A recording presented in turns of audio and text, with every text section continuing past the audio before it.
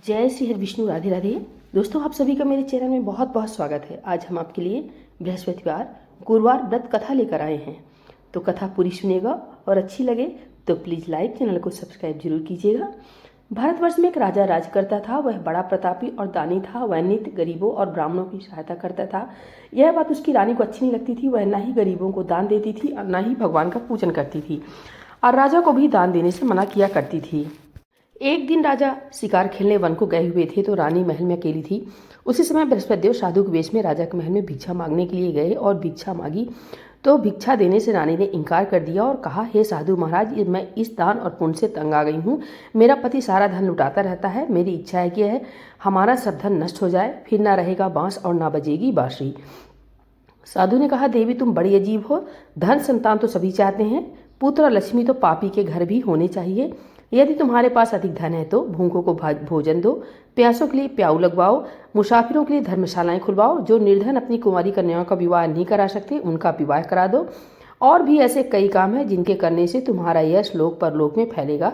परंतु रानी पर उपदेश का कोई प्रभाव नहीं पड़ा और वह बोली, महाराज मुझे ऐसा धन नहीं चाहिए जो मैं हर जगह बांटती फिरूं। साधु ने उत्तर दिया, यदि तुम्हारी ऐसी इच्छा है तो तथास्तु। तुम ऐसा करना कि बृहस्पतिवार को घर को लीपकर पीली मिट्टी से अपना सिर धोकर स्नान करना, भट्टी चढ़ाकर कपड़े धोना। ऐसा करने से तुम्हारा सब धन नष्ट हो जाएगा। इतना कहकर वह साधु महाराज वहां से अंतर्ध्यान हो गए। जैसे वह साधु कहकर गया था, रानी ने वैसा ही किया।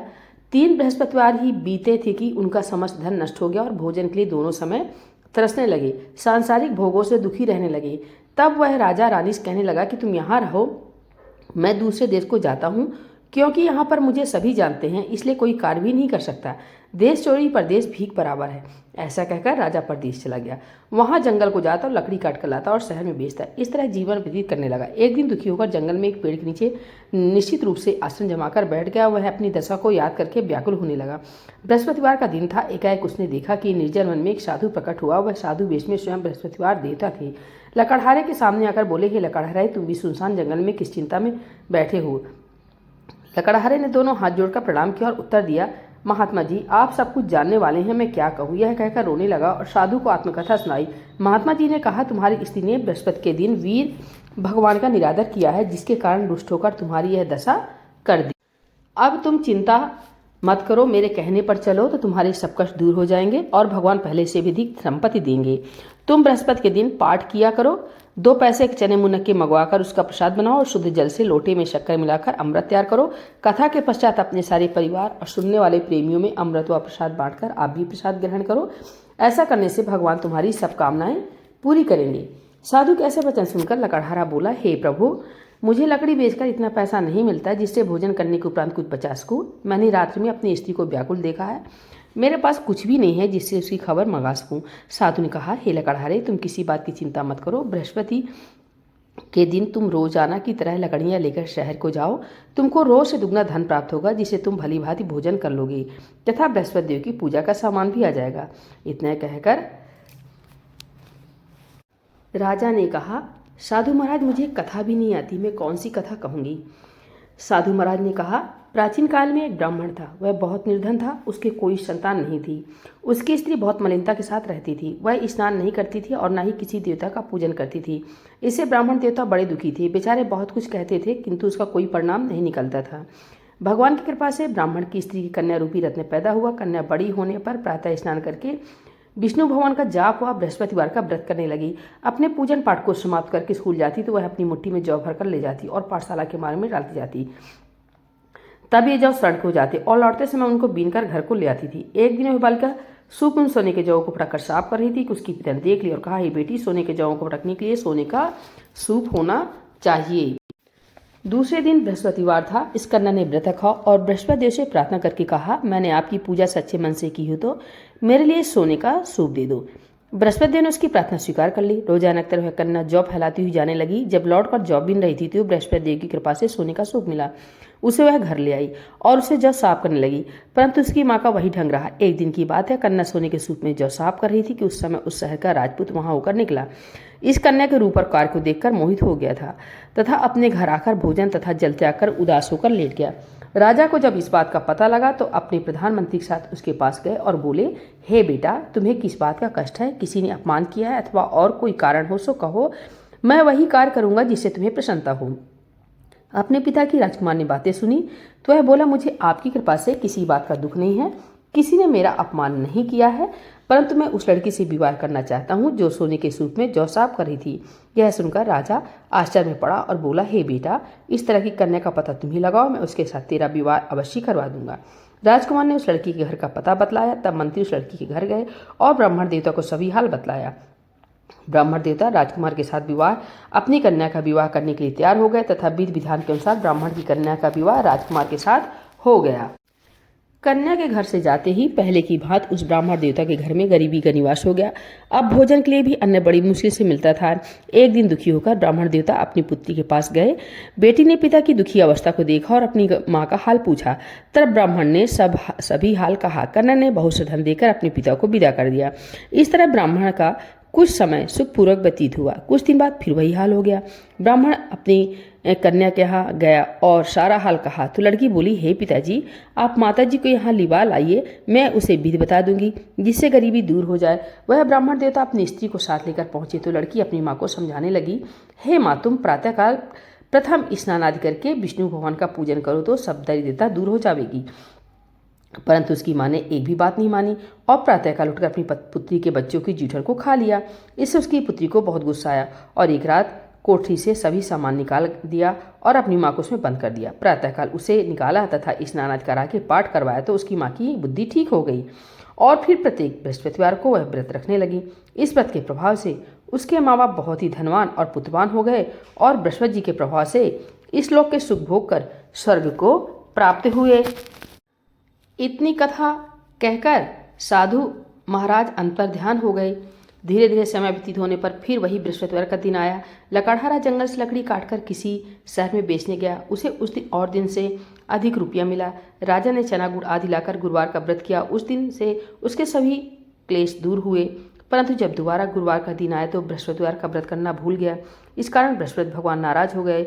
उस दिन से उस नगर के राजा ने विशाल यज्ञ का आयोजन किया तथा शहर में यह घोषणा करा दी कि कोई भी मनुष्य अपने घर में भोजन नहीं बनावेगा और न आग जलावेगा। समस्त जनता मेरे यहाँ भोजन करने आवे।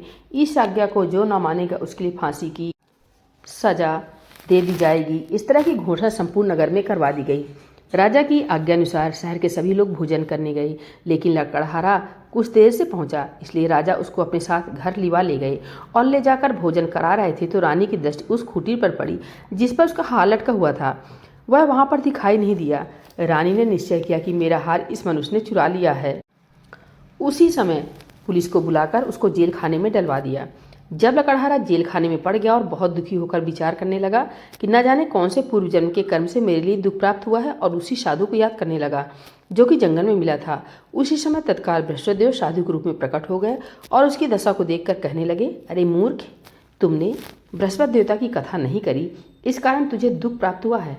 अब चिंता मत कर, बृहस्पतिवार के दिन जेल खाने के दरवाजे पर 4 रुपये पड़े मिलेंगे, उनसे तू बृहस्पति देव की पूजा करना तो तेरे सभी कष्ट दूर हो जाएंगे।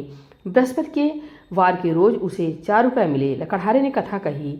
उसी रात को बृहस्पति देव ने उस नगर के राजा को सपने में कहा, हे राजा, तुमने जिस आदमी को जेल खाने में बंद कर दिया है वह निर्दोष है, वह राजा है, उसे छोड़ देना।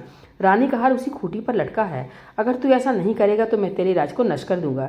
इस तरह राज्य के सपनों को देखकर राजा प्रातःकाल उठा और खूंटी पर हार देकर लकड़हारे को बुलाकर क्षमा मांगी तथा लकड़हारे को योग्य सुंदर वस्त्र आभूषण देकर विदा किया तथा बृहस्पति देव की आज्ञानुसार लकड़हारा अपने नगर के लिए चल दिया। राजा जब अपने नगर के निकट पहुंचा तो उसे बड़ा आश्चर्य हुआ। नगर में पहले से अधिक बाग, तालाब और कुएं तथा बहुत सी धर्मशाला, मंदिर आदि बन गए थे। राजा ने पूछा, यह किसका बाग और धर्मशाला है? तब नगर के सब लोग कहने लगे, यह सब रानी और बांदी के हैं। तो राजा को आश्चर्य हुआ और गुस्सा भी आया। जब रानी ने यह खबर सुनी कि राजा आ रहे हैं तो उसने बांदी से कहा कि हे दासी, देख राजा हमको कितनी बुरी हालत में छोड़ गए थे, हमारी ऐसी हालत देखकर वह लौट न जाए, इसलिए तू दरवाजे पर खड़ी हो जा। रानी की आज्ञा अनुसार दासी दरवाजे पर खड़ी हो गई और राजा आए तो बांदी उन्हें अपने साथ लिवा लाई। तब राजा ने क्रोध करके अपनी रानी से पूछा, क्या धन तुम्हें कैसे प्राप्त हुआ है? तब उन्होंने कहा, हमें यह सब धन बृहस्पति देव की कृपा से प्राप्त हुआ है। राजा ने निश्चय किया कि 7 रोज बाद तो सभी बृहस्पति देव का पूजन करते हैं, परंतु मैं अब रोजाना दिन में 3 बार कहानी कहा करूंगा तथा रोज व्रत किया करूंगा। अब हर समय राजा के दुपट्टे में चने की दाल बंधी रहती तथा दिन में 3 बार कहानी कहता। एक रोज राजा ने विचार किया कि चलो अपनी बहन के यहाँ हो आवे। इस तरह निश्चय कर राजा घोड़े पर सवार हो अपनी बहन के यहाँ को चलने लगा। मार्ग में उसने देखा कुछ आदमी एक मुर्दे को लिए जा रहे हैं। उन्हें रोककर राजा कहने लगा, अरे भाइयों, मेरी बृहस्पति की कहानी सुन लो। वे बोले, लो, हमारा तो आदमी मर गया, इसको अपनी कथा की पड़ी है। परंतु कुछ आदमी बोले, अच्छा कहो, हम तुम्हारी कथा भी सुनेंगे। राजा ने दाल निकाली और जब कथा आदि हुई कि मुर्दा हिलने लग गया और जब कथा समाप्त हो गई तो राम राम करके वह मनुष्य उठकर खड़ा हो गया। आगे मार्ग में उसे एक किसान खेत में हल चलाता मिला। राजा ने उसे देखा और उससे बोला, अरे भैया, तुम मेरी बृहस्पतिवार की कथा सुन लो। किसान बोला, जब तक मैं तेरी कथा सुनूंगा तब तक 4 हरैया जोत लूंगा। जा अपनी कथा किसी और को सुनाना। इस तरह राजा आगे चलने लगा। राजा खटते ही बैल पछाड़ खाकर गिर गए तथा उसके पेट में बड़ी जोर का दर्द होने लगा। उस समय उसकी माँ रोटी लेकर आई। जब उसने देखा तो अपने पुत्र से सब हाल पूछा और बेटे ने सभी हाल कह दिया। तो बुढ़िया दौड़ी दौड़ी उस घुड़सवार के पास गई और उससे बोली, मैं तेरी कथा सुनूंगी, तू अपनी कथा मेरे खेत पर चलकर ही कहना। राजा ने बुढ़िया के खेत पर जाकर कथा कही, जिसके सुनते हुए वह बैल उठकर खड़े हो गए तथा किसान के पेट का दर्द भी बंद हो गया। राजा अपनी बहन के घर पहुंचा। बहन ने भाई की खूब मेहमानी की। दूसरे रोज प्रातःकाल राजा जागा तो वह देखने लगा कि सब लोग भोजन कर रहे हैं। राजा ने अपनी बहन से कहा कि ऐसा कोई मनुष्य है जिसने भोजन नहीं किया हो, मेरी बृहस्पतिवार की कथा सुन ले। बहन बोली, हे भैया, यह देश ऐसा ही है, पहले यहाँ लोग भोजन करते हैं, बाद में अन्य काम करते हैं। अगर कोई पड़ोस में हो तो देख आऊं। ऐसा कहकर वह देखने चली गई, परंतु उसे कोई ऐसा व्यक्ति नहीं मिला जिसने भोजन नहीं किया हो। अतः वह एक कुम्हार के घर गई, जिसका लड़का बीमार था। उसे मालूम है कि उनके यहाँ 3 रोज से किसी ने भोजन नहीं किया है। रानी ने अपने भाई की कथा सुनने के लिए कुम्हार से कहा। वह तैयार हो गया। राजा ने जाकर बृहस्पतिवार की कथा कही, जिसको सुनकर उस कुम्हार का लड़का ठीक हो गया। अब तो राजा की बहन के यहाँ प्रशंसा होने लगी। एक रोज राजा ने अपनी बहन से कहा कि हे बहन, हम अपने घर को जाएंगे, तुम भी तैयार हो जाओ। राजा की बहन ने अपनी सास से कहा। सास ने कहा, हाँ चली जाओ, परंतु अपने लड़कों को मत ले जाना, क्योंकि तेरे भाई की कोई औलाद नहीं है। बहन ने अपने भैया से कहा, हे भैया, मैं तो चलूंगी, परंतु कोई बालक नहीं जाएगा। राजा बोला, जब कोई बालक नहीं चलेगा तब तुम ही क्या करोगी। बड़े दुखी मन से राजा अपने नगर को लौट आया। राजा ने अपनी रानी से कहा, हम निर्वंशी राजा हैं, हमारा मुंह देखने का भी धर्म नहीं है और कुछ भोजन आदि नहीं किया।